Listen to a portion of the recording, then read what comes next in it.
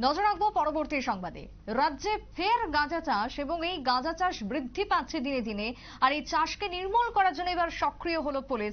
আজকে কলমচোরা থানার পুলিশ গোপন সূত্রের ভিত্তিতে মানিক্যনগর এবং কলমচোরা এলাকার মধ্যবর্তী স্থানের গভীর জঙ্গলে সরকারি বনভূমিতে গজিয়ে ওঠা গাঁজা গাছকে ধ্বংস করে প্রায় 50,000 গাঁজা গাছ ধ্বংস করা হয়েছে আজকের অভিযানে। পুলিশের কি বক্তব্য শুনুন।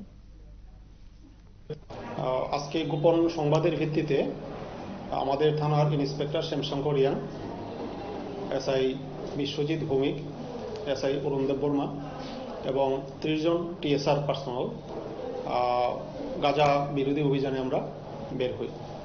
তো সেই অভিযানটা হয় মানিক্যনগর এবং উত্তর কলমচোরার মধ্যবর্তী ফরেস্ট ল্যান্ডে। ওইখানে আমরা অভিযান চালিয়ে আনুমানিক 50,000 প্রায় মেচুর গাঁজা গাছ আমরা ধ্বংস করে দিয়েছি। টোটাল 5টা প্লট ছিল, 5টা প্লটে আমরা গাঁজা গাছ আমরা কেটে ধ্বংস করে দিয়েছি। পুলিশের বক্তব্য আপনারা শুনলেন।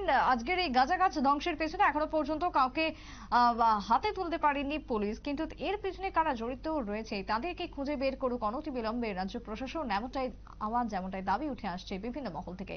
ছোট্ট বিরতির পর ফিরবো, সঙ্গে থাকুন।